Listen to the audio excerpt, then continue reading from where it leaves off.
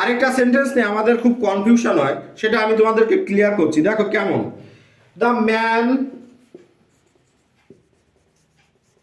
Asked হিম, লিখলাম, দিয়ে এখানে দেখো কি থাকবে, did the clouds, CLOUDS, clouds come here, এরকম সেন্টেন্সটা থাকবে। ও ছোট হয়ে গেল, দেখো কাম হেয়ার, HER, দেখো এরকম একটা। দেখো এখানে কি দিয়ে শুরু হয়েছে, ডিড, ডিড দিয়ে স্টার্ট হয়েছে, রিপোর্টেড স্পিচটা ডিড দিয়ে আছে ইনভার্টেড কমার মধ্যে। তখন এক্ষেত্রে আমরা কি করব, এর আনসারটা এরকম হবে, দ্য ম্যান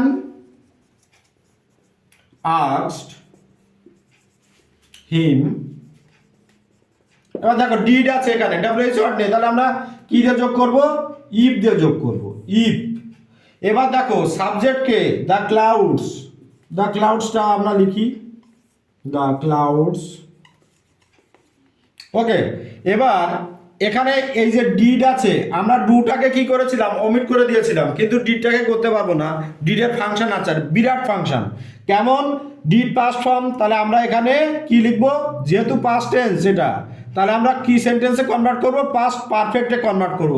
কেমন, দ্য ক্লাউডস হ্যাড লিখবো এখানে, যেহেতু ডিড আছে, ডিড থাকলে আমরা কি লিখবো, হ্যাড, চোখ বন্ধ করে, দিয়ে হ্যাডের পরে ভার্বের কোন ফর্ম বসে, পাস্ট পার্টিসিপাল ফর্ম বসবে, কাম, কেম, কাম, তাহলে কাম, কামই লিখবো, কাম।